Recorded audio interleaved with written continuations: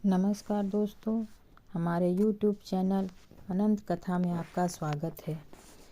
मैं आज सुनाने जा रही हूँ असमिया लोक कथा, लड़की जिसने बंदर से शादी की। एक बार की बात है कि एक लड़की नदी पर नहाने और पानी भरने गई। उसने नहाने के लिए अपने कपड़े उतारे, उसको किनारे पर रखा और नहाने के लिए पानी में चली गई। जब वह नहा रही थी तो एक बंदर आया और उसके कपड़े उठाकर भाग गया। लड़की ने बंदर का पीछा किया और चिल्ला कर बोली, ओ बंदर, रुक जाओ, मेरे कपड़े वापस करो। बंदर बोला, अगर तुम मुझसे शादी करोगी तभी मैं तुम्हारे कपड़े वापस करूँगा। लड़की यह सुनकर हैरान रह गई। वह बोली, यह तुम क्या कह रहे हो? मैं तुमसे शादी कैसे कर सकती हूँ? मैं एक लड़की हूँ और तुम बंदर। बंदर बोला, ठीक है, मत करो शादी मुझसे, मैं भी तुम्हारे कपड़े नहीं दूंगा।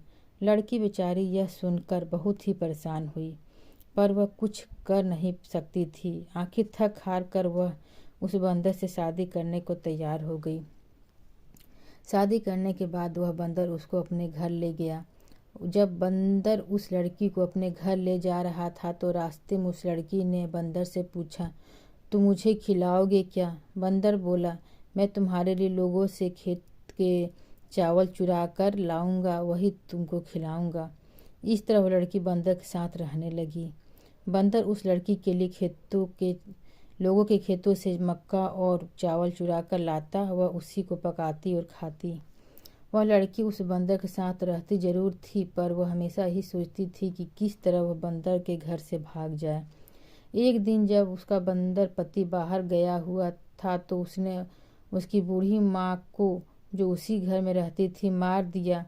उसने उसकी खाल निकाल ली और खुद उसको पहन कर बैठ गई। जब बंदर घर वापस आया तो उसने माँ को देखकर उससे पूछा, माँ, मेरी पत्नी कहाँ है? उसकी पत्नी, जो उसकी माँ बनी बैठी थी, बोली, बेटा, मुझे क्या मालूम तेरी पत्नी कहाँ है, कहीं भाग गई होगी। यह सुनकर बंदर पति बहुत गुस्सा हुआ और बोला, तुमको नहीं पता कि मेरी पत्नी कहाँ भाग गई है? अच्छा तो यह है कि तुम भी भाग जाओ। और उसने उसको डंडे से कई बार पीटा।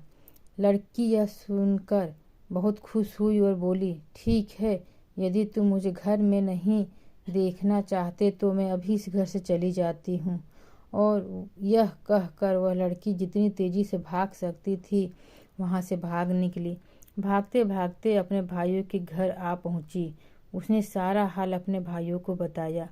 यह सुनकर उसके भाइयों को भी बहुत गुस्सा आया और बहन के बंदर पति को अपनी बंदूक से गोली मारने चल दिए, पर वह बंदर पति उसको कहीं मिला ही नहीं, सो वे उसको बिना मारे ही वापस लौटे।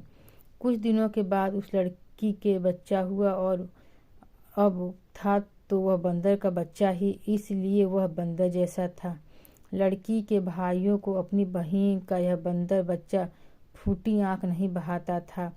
वे उसको मारना चाहते थे, मगर लड़की का तो वह अपना बच्चा था, इसलिए वह उससे मारने नहीं देना चाहती थी। धीरे धीरे वह बंदर बच्चा बड़ा हो गया। एक दिन उसकी माँ ने कहा, मेरे बेटे, अब तू बड़ा हो गया है, अब तुझे जंगल चले जाना चाहिए और अपने पिता के पास ही रहना चाहिए। यह सुनकर वह बंदर का बच्चा जंगल चल दिया। वह पहाड़ियों के पास आराम करता था, पेड़ों पर चढ़ता था और पर बोलता नहीं था। जिस दिन वह बंदर बच्चा जंगल की तरफ चला, उसके जाने के कुछ देर बाद ही उसकी माँ ने जिन मशीन से कपास साफ करनी शुरू की। जब उस मशीन की आवाज़ बंदर के बच्चे कानों में पड़ी तो वह बोला, ओह, मेरी माँ अकेली कपास साफ कर रही है। यह सोचकर वह बहुत दुखी हो गया और तुरंत ही घर की तरफ दौड़ा। बंदर बच्चे की माँ को भी अपने बेटे की बहुत याद आ रही थी। वह अपने भाइयों के डर से अपने बंदर बच्चे को साथ रखने में डरती थी, सो जब उसका बेटा घर आया तो वह उसको देखकर बहुत खुश हुई, पर फिर जंगल में भेजने को मजबूर हो गई। अगले दिन उसने फिर बंदर के बच्चे को जंगल भेज दिया और उस दिन उसने कपास साफ करने वाली मशीन नहीं चलाई। सो बंदर का बच्चा भी जब पेड़ पर चढ़ा तो उसे मशीन की आवाज़ नहीं सुनाई दी और फिर वह हमेशा के लिए जंगल की तरफ चला गया। अगर हमारी कहानी पसंद आई हो तो कृपया लाइक एवं सब्सक्राइब अवश्य करें।